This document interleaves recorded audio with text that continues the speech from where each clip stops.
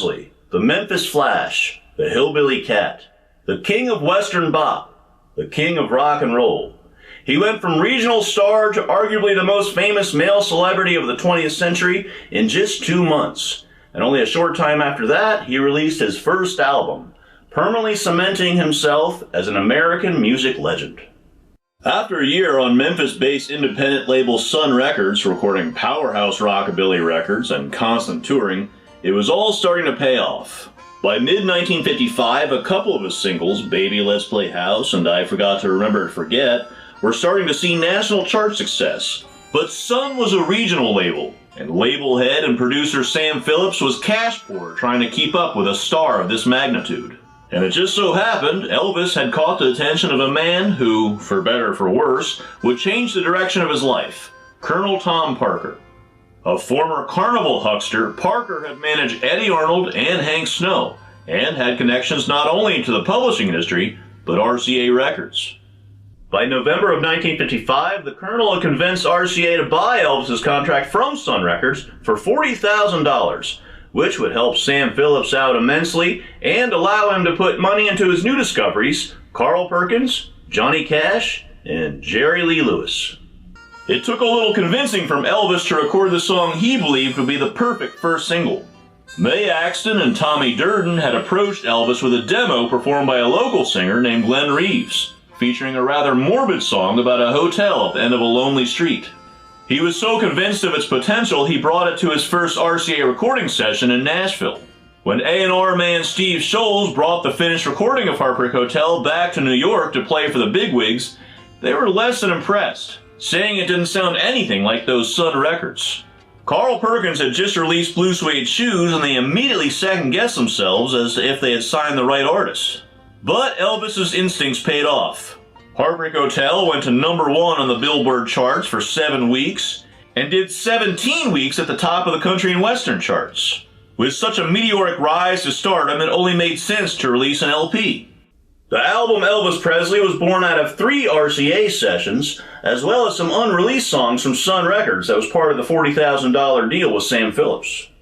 Though some of those unreleased Sun record tracks, like Harbor Lights and When It Rains It Really Pours, would have to wait a little longer for a release, as they were deemed too weak for release at the time by Steve Scholes.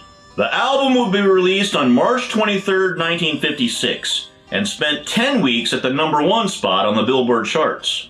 The iconic album cover was a crop photo from Elvis's performance in Tampa, Florida on July 31, 1955. And while it may seem odd to use an action shot to introduce your newest artist, it is, like the album as a whole, quintessential early rebel Elvis.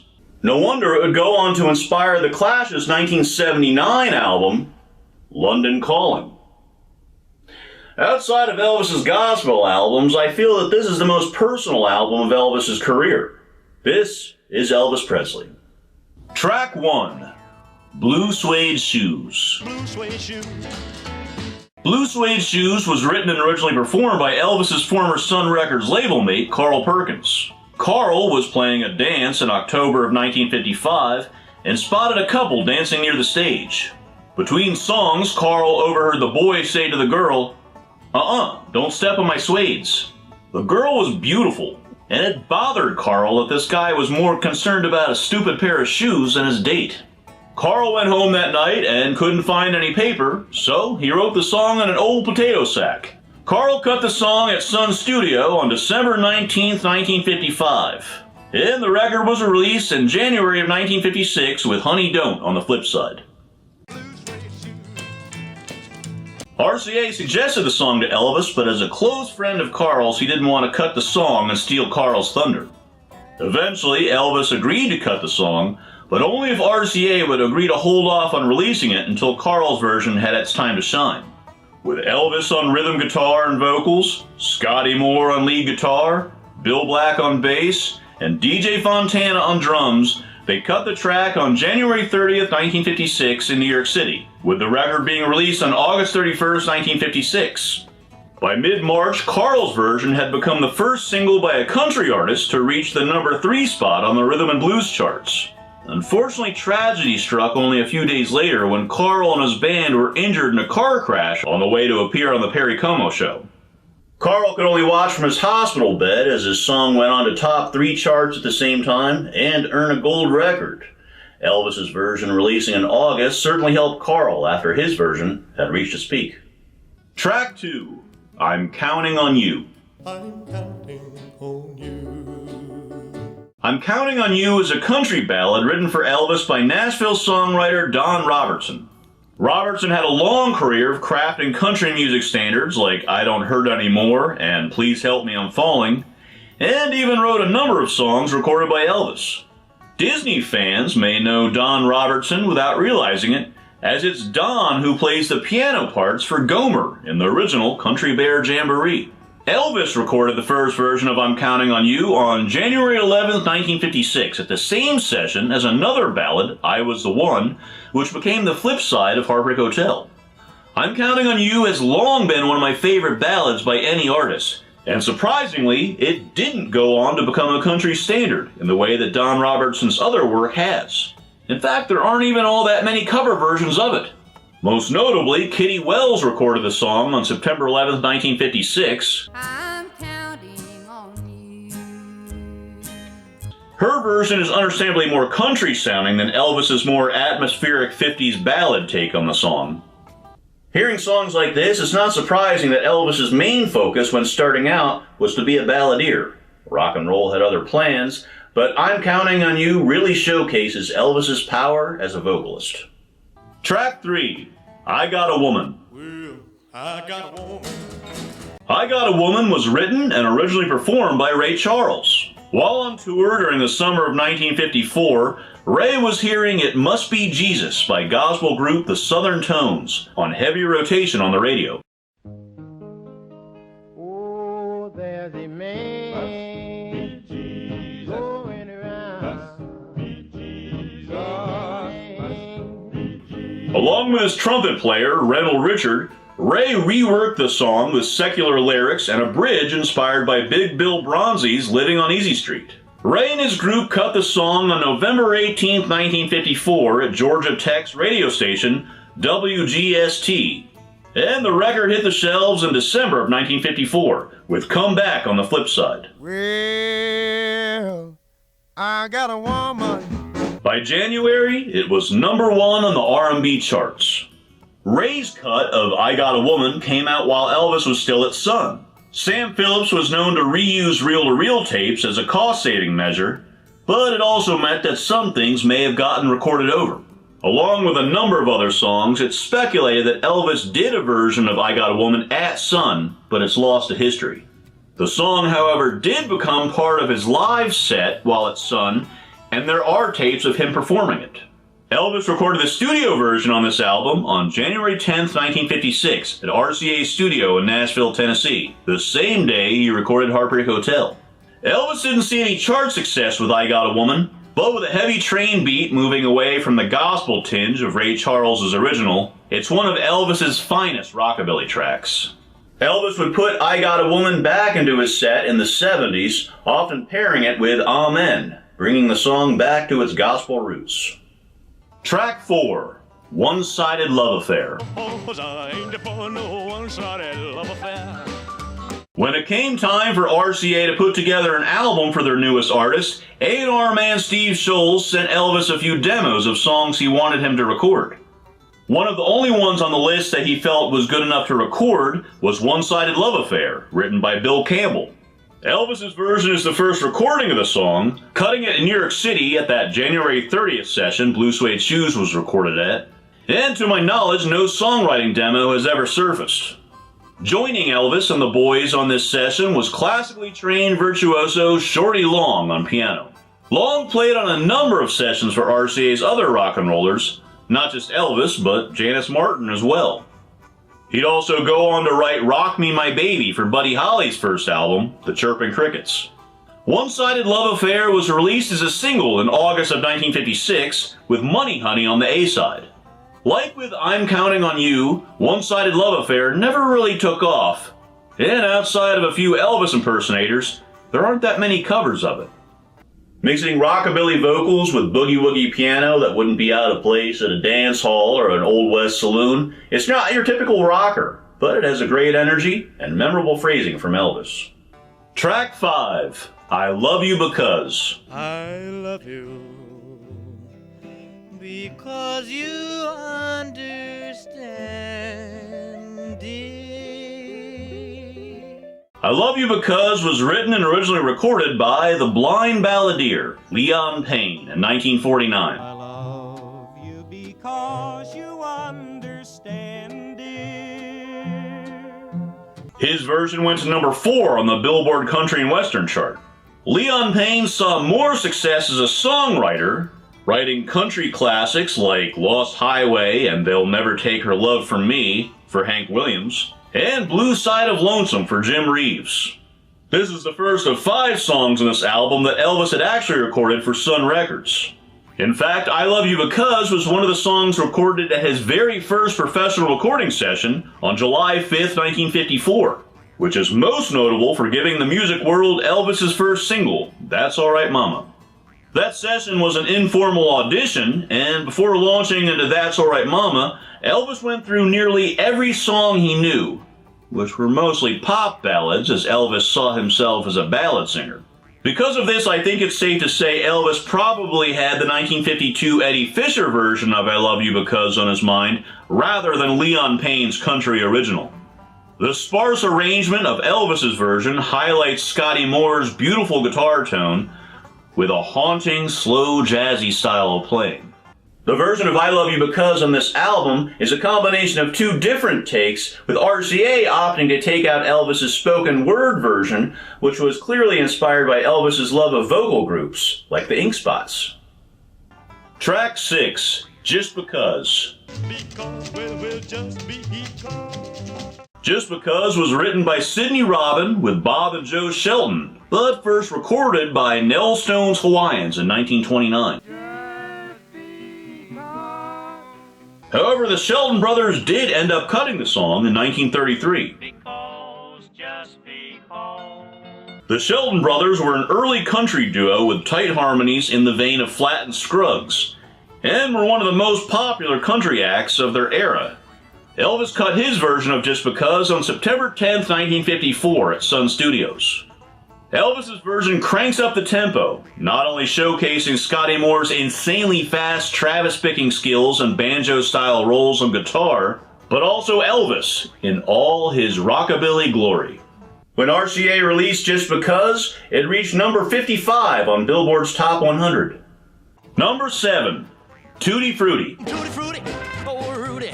Tutti Frutti was written and originally recorded by Little Richard on September 14, 1955 for Specialty Records. After traveling the vaudeville circuit, Little Richard began recording in 1951 for RCA and Peacock Records. He had yet to truly find his sound on those early records, sounding closer to Billy Wright or at times even Roy Brown. But in early 1955, he sent a tape over to Specialty Records and label head Art Roop, who saw potential and booked a recording session at Cosimo Matassa's J&M studio in New Orleans with Bumps Blackwell producing and Fats Domino's group as the backing band. On the day of the session, it was going absolutely nowhere. Richard's raw energy just wasn't coming out on tape. Bumps called for a lunch break and Richard sat down and began playing a, rather risque song about the joys of anal sex. Wop bop a loo mop, a good hot damn, tutti frutti, a good booty, a tutti frutti, a good booty, a tutti frutti, a good booty, a tutti frutti, a good booty, a tutti frutti, good booty. Wop bop a loo mop, a good hot damn. If it don't fit, don't force it. You can grease it, make it easy. Bumps Blackwell was floored by what he heard, and he knew with cleaner lyrics they'd have a hit on their hands. He rushed in teenage songwriter Dorothy Labastri to clean up the lyrics. Little Richard did the song in 3 takes, and the record, backed with I'm Just a Lonely Guy, was released in October of 1955. And by February, it was number 2 on the R&B charts and 13 on the pop charts.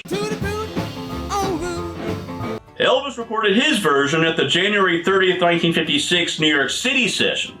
Elvis's version is passable. You can tell Elvis had a deep respect for the original, which the same can't be said for Pat Boone's abysmal cover released on January 3rd, 1956. Elvis's version is stripped down to his usual four-piece setup, with frantic guitar playing from Scotty Moore making up for the horn section. The issue, I guess, is that while Elvis would go on to do 3 more Little Richard songs on his second album, the original version of Tutti Frutti is so perfect in its initial form, no cover will ever do it justice. Over 70 years on, that record still explodes out of your speakers at the drop of a needle. A wop bop a loom op, a wop bam boom. Track 8, Trying to Get to You. Trying to get to you. Trying to Get to You was written by Rose Marie McCoy, who also wrote I Beg of You for Elvis, and Charles Singleton, who went on to write Strangers on the Night for Frank Sinatra. Trying to Get to You was originally recorded by the Eagles.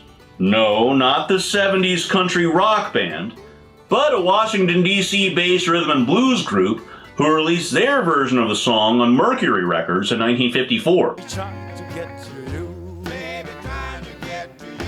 Trying to Get to You is yet another track Elvis recorded at Sun Studio that didn't see a release until Elvis's contract was sold to RCA.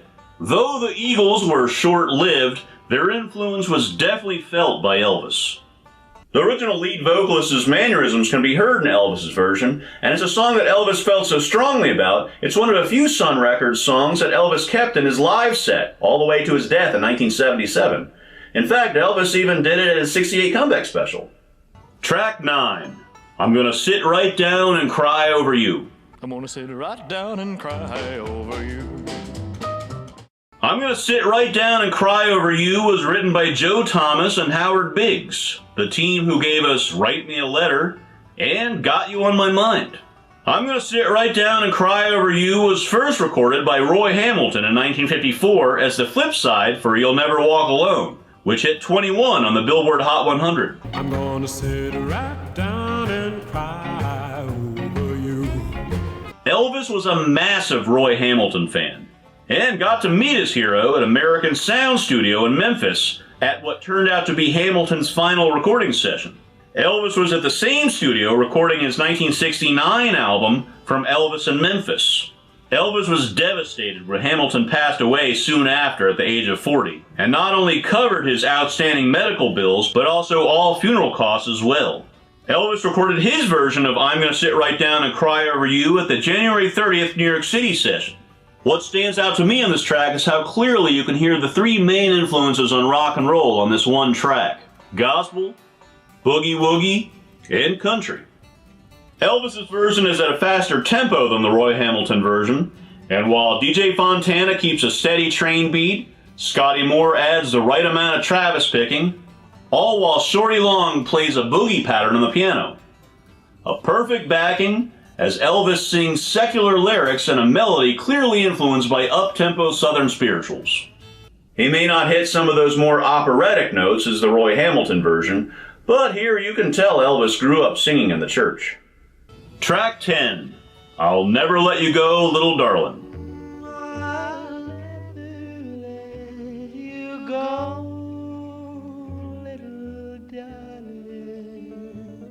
I'll Never Let You Go, Little Darlin' was written and originally recorded by Jimmy Wakely and his Rough Riders and released in August of 1941. I'll never let you go, little darling. Jimmy was a huge star throughout the 40s and 50s, from cowboy movies to radio shows, and even his own comic book. Not to mention massive hits that went on to become country standards, like One Has My Name, The Other Has My Heart, I Love You So Much It Hurts, and Slippin' Around. Elvis cut I'll Never Let You Go, Little Darlin' at a September 12, 1954 session at Sun Studio. Sam Phillips had booked this session to come up with Elvis's second single after the success of That's Alright Mama. Elvis sings the song slowly for the majority of the track, but as if suddenly remembering his up-tempo version of Bill Monroe's Bloomin' of Kentucky, he cranks I'll Never Let You Go, Little Darlin' up to double time for its grand finale. There may have been plans to put I'll Never Let You Go Little Darling on the B-side of the new single, but it would have to wait to be released by RCA. Thus, Sam Phillips released Good Rockin' Tonight with I Don't Care If the Sun Don't Shine, which was recorded on the same day as I'll Never Let You Go Little Darling. Very productive day. Track 11, Blue Moon.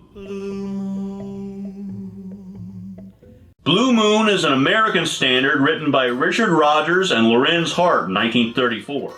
What started off as a melody for a Jean Harlow film that wasn't used went through numerous rewrites before its final incarnation became the theme song to a 1934 radio program called Hollywood Hotel. Blue Moon has been recorded by hundreds and hundreds of artists, but it's most likely that Elvis had the Billy Eckstine version from 1948 in his mind.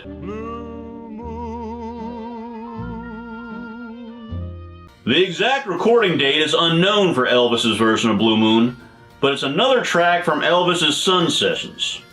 It is interesting to note that it's the only song that was recorded at that session. It's also odd from a business standpoint, as it's not really a commercial release. Elvis was known to just show up whenever he wanted at Sun, and sometimes they'd try out songs.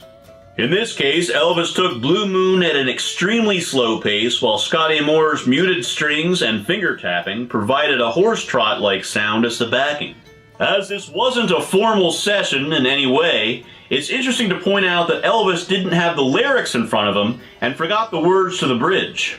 So unlike other versions, the singer never finds love here. Elvis fills the space with a ghostly, lonesome wail. That, paired with Scotty Moore's galloping guitar and Sun Records' famed echo, creates one of the most atmospheric records in Elvis's career. Track 12, Money Honey. Money Honey was written by Jesse Stone, who went on to write Shake, Rattle, and Roll for Big Joe Turner the following year. The Drifters, with Clyde McPhatter on lead vocal, first recorded Money Honey on August 9, 1953, at Atlantic Studios in New York City. Their recording featured Mickey Baker on lead guitar, who would form his own group 3 years later with one of his guitar students. Mickey and Sylvia would hit #1 with Love Is Strange. Elvis recorded Money Honey as part of his January 10, 1956 Nashville session, but it isn't the first time Elvis was recorded singing the song. With only a couple records out in their Sun Records days, Elvis, Scotty, and Bill incorporated a number of songs into their live set to fill out their show. Money Honey was one that was lucky enough to get recorded twice onto acetate record, live at the Louisiana Hayride in January and March of 1955. The studio version from RCA was one of the first Elvis deep cuts I heard as a kid, after only hearing his big singles on the oldie station. That sliding guitar riff on the verses, Elvis's hiccuping rockabilly vocal, and that frantic guitar solo sold me on the whole style before I even knew what it was.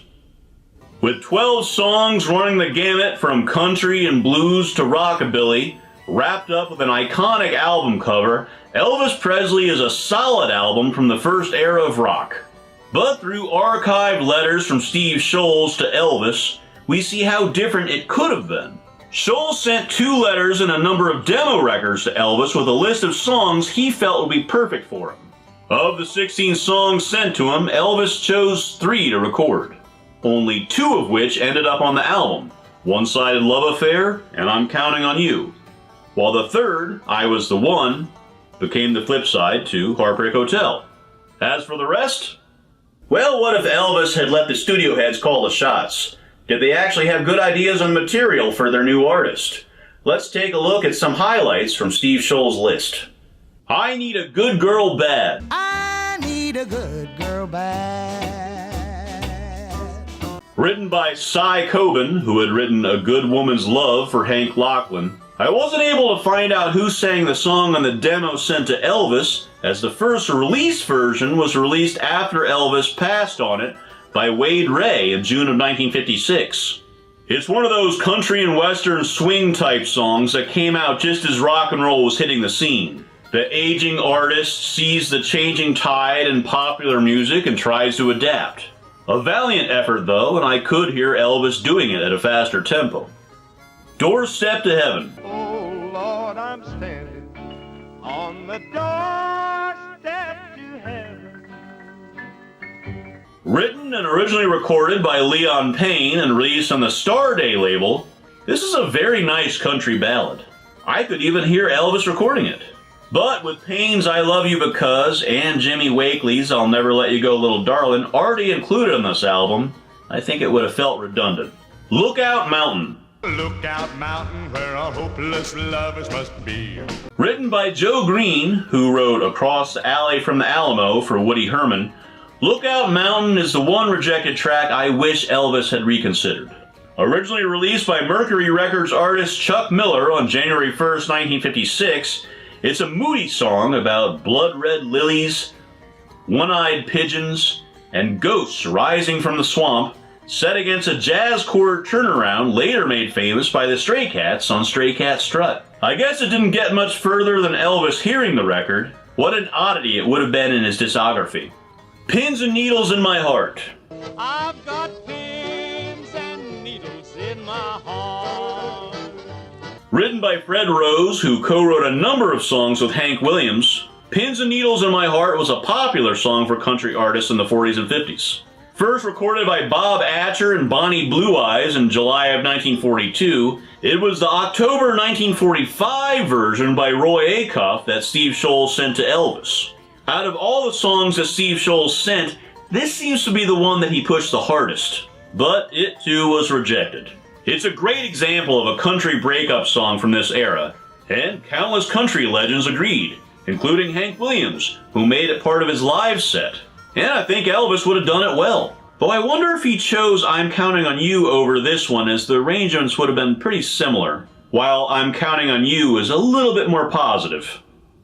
Thanks for watching. I hope you enjoyed my look back on Elvis's first album. If you'd like to be kept up to date as to when I release a new video, go ahead, hit that subscribe button. And if you really want to be notified, hit that bell as well. I'm Brian, and I'll see you next time on Music Corner.